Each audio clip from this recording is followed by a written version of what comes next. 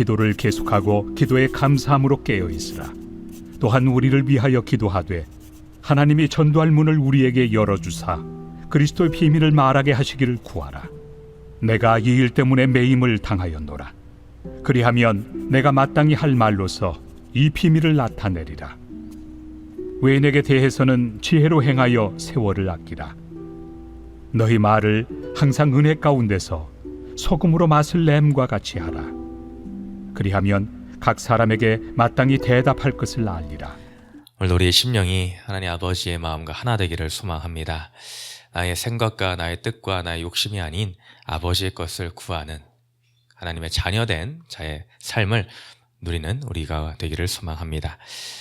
골로새서도 이제 거의 마무리를 향해서 달려가고 있습니다. 한 번도 본 적이 없는, 얼굴조차 모르는 자들을 향한 하나님이 주신 그 사랑의 마음으로 영혼을 향하여 이 편지 한글 한글을 적어 내려가는 사도 바울의 이 놀라운 편지가 우리의 심령에도 잘 배달이 되어서 그 심령이 좀 우리 아버지와 하나가 되는 우리 심령이 되기를 소망을 합니다.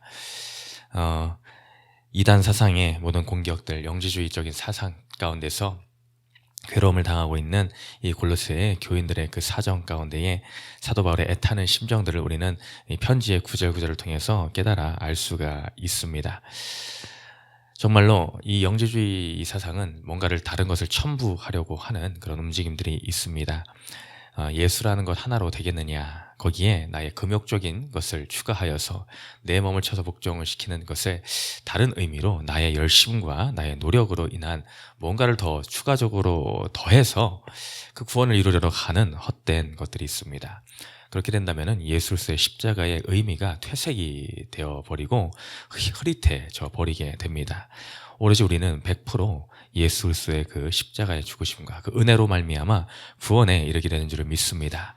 다른 어떠한 사단의 괴계와 꾀임 가운데 우리 속아 넘어가서는 안 됩니다. 내가 무엇을 했습니다. 내가 아버지 앞에서 이런 것을 했기 때문에 내가 구원을 받습니다. 이런 것은 단 0.111%g도 소용이 없습니다. 그런 것으로 인해서 우리는 구원받은 것이 절대로 아님을 알아야 됩니다. 그러므로 예수 그리스도를 머리로 한 것이 너무나 중요한 것을 말해주고 있으며 우리는 그 안에 지체의 됨으로써 같은 예수 그리스도, 그 한 분 예수만을 머리로 둔 교회 공동체 가운데 살고 있음을 고백하는 것을 보게 됩니다. 그러면서 이제 땅의 것, 옛날의 과거의 구습과 모든 것을 벗어 던져버리고 이제 하늘의 것, 위의 것을 구하며 살아야 됨을 강조하고 있습니다. 그러면서 오늘 나오는 말씀, 이 마무리되어가는 이 단계 가운데 나오는 말씀이 기도에 대한 것이 실리고 있습니다. 사도 바울은 말합니다. 기도를 계속하고 기도에 감사함으로 깨어 있으라. 기도를 계속하고 기도에 감사함으로 깨어 있으라. 이것은 어떻게 보면은 기도에 대한 태도이다라고 말할 수 있을 것 같습니다. 너희가 기도에 대해서 이러한 태도를 가져야 된다라고 하면서 또한 이제 3절 이하에서는 어떠한 내용의 기도를 지금 사도 바울이 요구를 하고 있는가. 또한 우리를 위하여 기도하되 하나님이 전도할 문을 우리에게 열어주사 그리스도의 비밀을 말하게 하시기를 구하라. 내가 이 일 때문에 매임을 당하였노라. 그 기도의 내용은 이제 우리가 소위 말하는 중보 기도를 요청을 하고 있는 내용이 담겨 있습니다. 그가 지금까지 하고 있는 이 복음 선교, 이 복음 전파를 위한 그 기도의 요구를, 요청을 그 골로새 교인들에게 하고 있다라는 것이죠. 우리는 기도라는 특권을 가진 자들입니다. 믿으십니까? 기도는 여러분 특권입니다. 때로는 우리가 기도해야 되는데 나도 모르게 억지스럽게 기도를 할 때가 있지는 않습니까? 때로는 뭔가 그런 의무감에 사로잡혀서 기도를 하고 있지는 않습니까? 물론 이것도 필요합니다. 우리에게는 의무가 있습니다. 또한 마땅한 책임이 있습니다. 믿는 자들로서 기도해야 될 책임을 말하는 것이죠. 그러나 그보다 우리들에게는 오히려 기도를 특권으로서 누리는 자세가 더욱더 필요합니다. 아버지를 아버지라고 부를 수 없는 그런 상황에 있는 자들은 감히 알 수 없는 비밀이자 특권입니다. 세상 사람들은 아직 주님을 영접하지 않은 자들은 사실상 영적인 아비가 없는 상태입니다. 아버지를 깨달아 알지 못하는 상태이죠. 그러니 아버지라 부를 수 없게 되어 있습니다. 당연한 것이죠. 근데 우리는 그 하늘 아버지의 존재를 알며 또한 이제 고백하게 되었습니다. 그러니 아버지라고 우리는 기도하여 부르실 수 있는 놀라운 특권을 가지게 되었습니다. 자녀의 권세다라는 것이죠. 이것은 돈으로 갑죽을 할 수 없는 놀라운 일입니다. 근데 우리는 얼마나 이 기도의 특권을 누리고 있느냐라는 것이죠. 뭔가 좋은 것을 우리는 누린다라는 표현을 많이 하는데 말 그대로 이 기도라는 이 놀라운 부활을 얼마나 일상 가운데 누리며 살고 있느냐라는 것입니다. 단순히 너무나 무거운 짐처럼만 느끼고 있지는 않습니까? 그러나 이것은 우리는 어디까지 특권이다라는 것을 우리 마음 가운데 새기면 좋겠습니다. 자녀된 자로서 이 아버지라 부를 수 있는 이 특권을 가지고 우리는 계속하여서 기도에 감사함으로 깨어 있어야 된다는 것입니다. 우리가 너무나 잘 아는 데살로니가전서 5장의 말씀이 있죠. 항상 기뻐하라, 쉬지 말고 기도하라, 범사에 감사하라. 이것이 많은 액자라든지 성구로서 이렇게 많이 적혀 있는 것을 보게 됩니다. 근데 때로 보면은 그 뒷부분이 빠진 채로 항상 기뻐하라, 쉬지 말고 기도하라, 범사에 감사하라 여기까지만 적혀 있는 경우가 대부분인 것 같습니다. 사실상 근데 이것도 중요한데 더 중요한 왜 그래야 되는가라는 것이죠. 뭐든지 간에 우리가 신앙도 그렇고 우리가 무슨 일을 하든 간에 대체 무엇 때문에 그렇게 해야 되는가라는 그 동기와 이유가 더 중요한 것 아니겠습니까? 맹목적인 것이 아닌 그 이유가 반드시 있기 때문이다. 그 이유가 그 18절 이하 후반절에 드러나죠. 이것이 그리스도 예수 안에서 너희를 향하신 하나님의 뜻이니라. 이것이 그리스도 예수 안에서, 누구 안에서입니까? 예수 안에서입니다. 우리는 예수 안에 있는 자들이죠. 예수 안에 있는 자들로서 하나님 아버지의 뜻이 있다. 이것이 바로 너희를 향한, 게다가 그것은 우리를 향한, 바로 나를 향하신 하나님의 뜻이다 라고 분명하게 드러내고 있습니다. 하나님의 뜻이 결국 그러면은 항상 기뻐하는 것, 쉬지 말고 기도하는 것, 범사에 감사하는 것이 내가 하나님을 아버지라고 부를 수 있는 그 자격을 얻은 자들로서 하나님 아버지께서 나를 향한 뜻이구나 라는 것이 깨달아져야 된다는 것이죠. 그러므로 그 안에 있는 쉬지 말고 기도함, 깨어서 기도함, 규칙적으로 기도함, 이것은 아버지의 뜻이구나. 아버지께서 원하고 계시는 거구나. 나의 삶 가운데 이것을 하나님은 바라고 계시구나 라는 것을 깨달아져야 된다는 것이죠. 그러니 우리는 하나님의 자녀로서, 자녀된 본분으로서 또한 우리는 깨어서 규칙적으로 기도해야 된다라는 것입니다. 이것은 끈기를 가지고 기도해야 됩니다. 한 번 하고 마는 것이 아닌 우리는 끈기를 가지고 깨어서 오늘 사도 바울의 이 편지의 내용처럼 우리는 기도해야 될 줄을 믿습니다. 이것은 개인적으로는 내 개인의 사소한 일이나 어떤 이기적인 마음에서 나오는 기도라기보다는 그 이어서 나오는 내용, 도고의 기도, 중보의 기도를 부탁하는 이 사도 바울의 마음과 같이 주와 복음을 위한 것에 초점이 먼저 맞춰져야 될 줄을 믿습니다. 그 다음에 개인적인 때로는 필요를 구할 수 있다라는 것이죠. 그러나 그에 앞서 우리는 아버지의 뜻이 무엇인가를 구하는 기도를 해야 됩니다. 그것이 바로 3절에 나와 있듯이 우리를 위하여 기도하되 하나님이 전도할 문을 우리에게 열어주사 그리스도의 비밀을 말하게 하시기를 구하라. 내가 이 일 때문에 매임을 당하였노라. 사도 바울이 지금 어디에 있습니까? 바로 옥중에 있습니다. 매임을 당해 있는 상태이다라는 것이죠.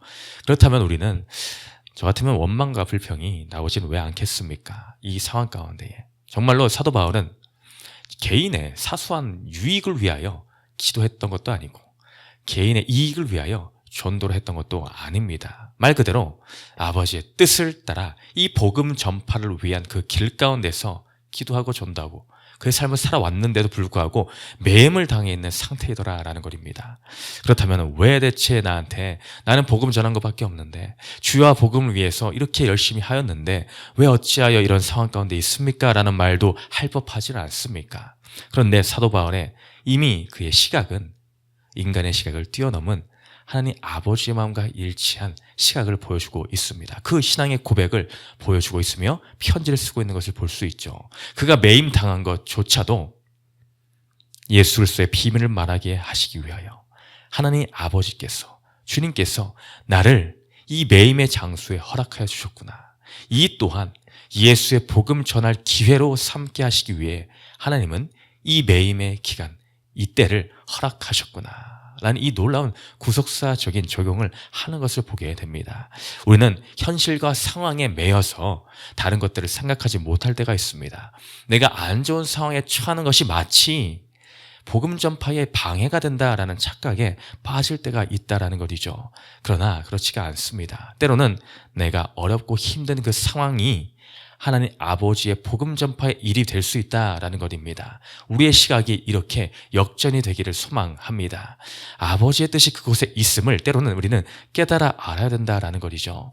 내가 잘 되기만 하는 것, 내가 성공하기만 하는 것, 내가 매이지 않고 있는 것, 그것이 꼭 니꼬르 하나님의 뜻이다라고는 할 수가 없다라는 것입니다. 오늘 사도 바울이 이 매여 있는 것, 이것조차도 하나님 아버지의 뜻이다라는 것을 우리는 깨달아 고백해야 될 줄을 믿습니다. 그 일이 그 가운데서도 전도할 문들이 열리기를 기도하기를 소망하며 기도 요청을 했습니다. 이 자리가 그 무엇보다도 아름다운 전도의 기도의 이 전도의 문이 열리는 자리가 되기를 여러분은 기도해 주십시오. 그 기도를 나를 위해서 우리를 위해서 해 주십시오. 그 요청을 했습니다. 여러분 우리도 이런 요청을 또한 해야 됩니다. 우리 기도의 공동체, 우리 한 예수를 사랑하는 머리를 둔 하나의 지체된 자들로서 우리는 주위에 있는 사람들에게, 우리 가족들에게, 지체들에게 이러한 요청을 할 수 있어야 됩니다. 이것은 괜한 내가 부담을 주는 것 아닌가라는 생각할 필요가 없습니다. 앞서 말씀드린 것처럼 특권이다라고 했습니다. 이 놀라운 특권을 나누는 것입니다. 당신도 우리 같은 한 지체로서 한 아버지를 고백하는 자로서 이 자녀의 특권을 내가 좀 나눠드릴게요. 놀라운 특권을 나눠드릴게요. 그러니 이 일을 위해서 함께 기도해 주세요. 이렇게 요청을 당당하게 때로는 할 수 있어야 됩니다. 너무나 이 부담스럽게 느낄 필요가 없다라는 것이죠. 그러니 우리도 먼저는 이 그리스도의 비밀이 온전히 잘 전파되길 위하여 함께 기도합시다. 함께 한 마음이 됩시다. 이런 기도의 요청으로 우리는 한 지체됨을 고백하는 우리 세계비전 공동체가 되기를 소망을 합니다. 이렇게 기도할 때에 이 기도 자체가 하나님의 뜻이며 또한 기도를 하면 할수록 이 기도를 통해 또한 하나님 아버지의 뜻을 우리는 깨달아 알아갈 수 있다는 것이죠. 이것이 바로 선순환입니다. 기도 자체가 하나님의 뜻이며 기도를 할 때에 하나님의 뜻을 알 수가 있다. 이것이 정말 놀라운 비밀이지는 않습니까? 우리가 처음에는 내 개인의 유익을 따라 기도할 수가 있지만은 기도를 하면 할수록 나의 것은 점점점 비워지고 또 비워지고 그 가운데 이제 하나님의 뜻을 구하는 기도를 할 수가 있게 되더라라는 것입니다. 그것이 또한 나를 이끌어서 또 기도하게 되고 기도를 하면 하나님의 뜻을 알게 되고 하나님의 뜻이니 또 기도하게 되고 기도를 통해 또 하나님의 뜻을 알게 되고 이런 선순환의 놀라운 역사가 우리의 삶 가운데 날마다 일어나기를 소망합니다. 또한 이 사도 바울은 외인에 대해서 어떻게 해야 될 것을 5절 이하에 말하고 있습니다. 외인은 믿지 않는 자들, 아직 아버지를 모르는 자들입니다. 주를 고백하지 않은 자들입니다. 믿지 않는 자들에 대해서는 너희는 지혜로 행하여 세월을 아끼라라고 합니다. 세월을 아끼라라는 것을 원문 그대로의 내용으로 다시 말하면은 기회를 사서 가지라라는 의미입니다. 이것이 바로 세월을 아끼라라는 것이죠. 기회를 사서 가지라. 우리들에게는 동일한 시간이 주어져 있습니다. 차별 없이 주어진 것이 바로 시간인데 그 시간을 어떻게 보내는가가 중요합니다. 너희는 그 시간을 어떻게 보내야 되는가? 세월을 아끼라. 그 기회를 사서 가지라. 바로 그 믿지 않는 자들을 위하여 그들을 향해서 복음을 전하는 시간으로 갖는 것, 이것이 바로 무엇보다도 세월을 아끼는 것이며 기회를 사서 갖는 것입니다. 우리 인생 가운데에 주의 복음을 전하는 일에 쓰이는 그 시간이 가장 세월을 아끼는 것이다 라고 말해주고 있다라는 것입니다. 그러니 6절에 또 이어서 너희 말을 항상 은혜 가운데서 소금으로 맛을 것 같이 하라. 그리하면 각 사람에게 마땅히 대답할 것을 알리라. 우리는 전도의 상황이나 복음 전하는 일에 있을 때에 때로는 두려움이 나를 찾아오기도 합니다. 그때 필요한 것이 바로 이 지혜다라는 것이죠. 내가 무슨 말을 해야 될까? 어떤 말을 전할 수 있을까? 또한 어떤 상황에 내가 전하는 것이 가장 좋은 타이밍일까? 이런 것은 우리의 머리 가운데서 나오기가 참으로 어려운 것입니다. 그 사람의 형편도 다 알지 못하며 그 사람의 상황도 다 알지를 못하기 때문이죠. 그때 바로 이 주님의 지혜가, 성령의 지혜가 필요함을 알려주고 있다는 것입니다. 마태복음 10장 16절에 보라 내가 너희를 보냄이 양을 이리 가운데로 보낸 것 같도다. 예수께서 그 사도들을 파송시킬 때에 이런 심정이었습니다. 자, 오히려 이 제자들보다 똑똑하다라고 하는 저 사람들이 판을 치고 있는 이 세상 가운데에 너희를 보내는 것이 양을 이리 가운데 보내는 것, 이리 가운데 양을 보내는 것 같다라는 이 심정, 예수님의 심정이다라는 것이죠. 그때에 그러므로 너희는 뱀같이 지혜롭고 비둘기같이 순결하라. 예수님께서도 지혜를 요구하고 있습니다. 뱀같이 지혜롭고 비둘기같이 순결하라. 순결한 마음으로 오직 아버지의 그 마음으로 나아가되 지혜롭게 나아가야 됨을 알려주고 있습니다. 19절에 너희를 넘겨줄 때 어떻게 또는 무엇을 말할까 염려하지 말라. 그때 너희 말할 것을 주시리니.